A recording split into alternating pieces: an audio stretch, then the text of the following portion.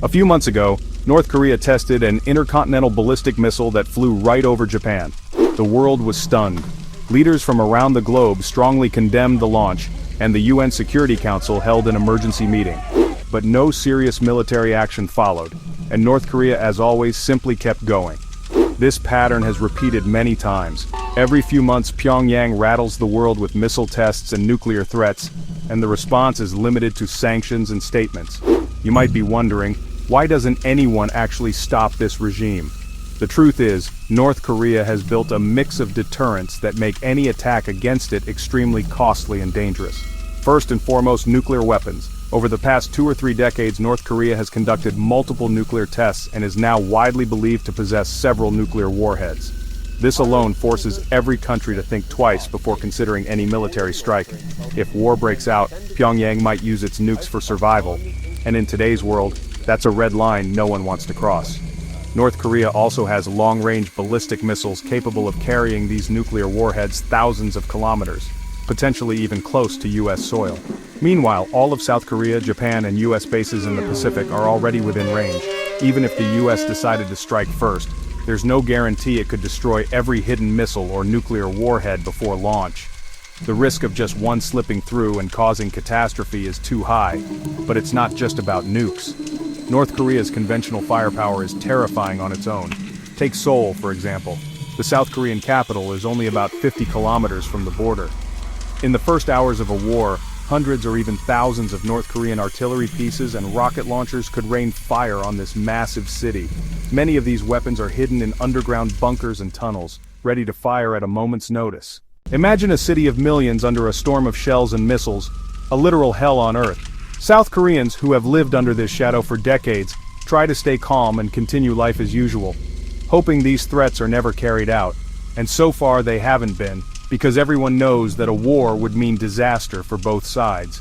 Military experts estimate that even with only conventional weapons, hundreds of thousands of civilians in Seoul could be killed or injured in just the first day of conflict. Even with America's advanced air force and missile defense systems, completely wiping out North Korea's artillery and rocket launchers before they fire is almost impossible. They're hidden in mountains and underground facilities. Finding them all is a dream, not reality.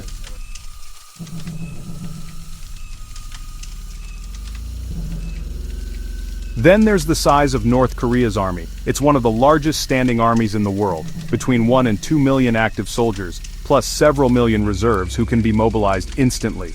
Almost every citizen receives basic military training from childhood and grows up hearing they must defend their country at any cost. For comparison, at the height of the Iraq War, the US deployed fewer than 300,000 troops. If a ground war broke out, invading forces would face a massive wave of North Korean soldiers, several times larger than any Western army. You might think, sure, they have numbers, but their equipment is old. True, many tanks and aircraft are decades behind modern standards. But when millions of soldiers are willing to fight, even with outdated weapons, they can make any invasion extremely costly. On top of that, North Korea has built extensive underground fortifications to offset its technological weaknesses. Deep mountain tunnels, concrete shelters for troops and weapons, hidden fuel depots, and secret ammunition bunkers. In effect, the country has turned itself into an underground fortress. In past years, several large tunnels were discovered running into South Korean territory, proof that Pyongyang has been planning infiltration and defense for a long time.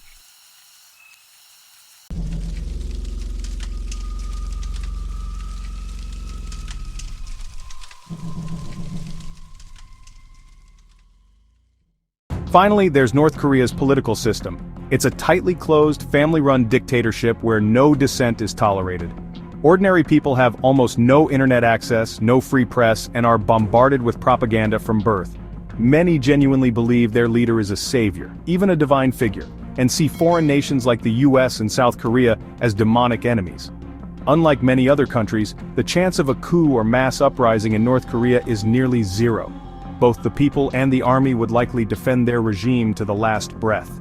North Korea's leader has shown behavior that made the whole world take him seriously. He has openly executed high-ranking officials and close aides he suspected of disloyalty, including his own uncle. He's even believed to have ordered the assassination of his half-brother abroad. In short, He's proven that he'll use any level of violence to keep his grip on power. That's why when he threatens to press the nuclear button, the world can't simply ignore him. Unlike many politicians who are willing to negotiate or back down, Kim Jong Un projects himself as completely unpredictable. Many analysts believe this is deliberate, a calculated madman strategy. By acting unstable, he makes his enemies constantly fear that he might actually do something extreme and irrational.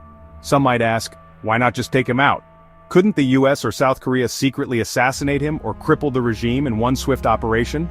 In theory maybe, but in practice it's full of problems. Infiltrating a closed-off state like North Korea is extremely difficult.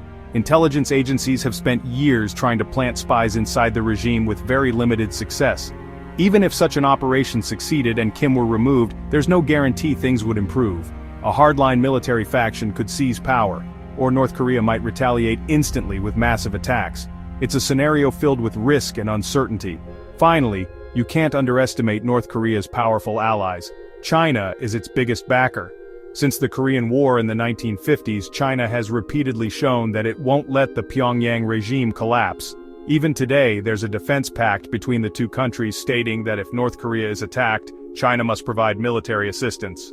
Of course, China doesn't want war either. Regional stability is crucial to its interests. But even this potential threat is enough to make the US act with extreme caution. This story isn't over yet, and what comes next is even crazier.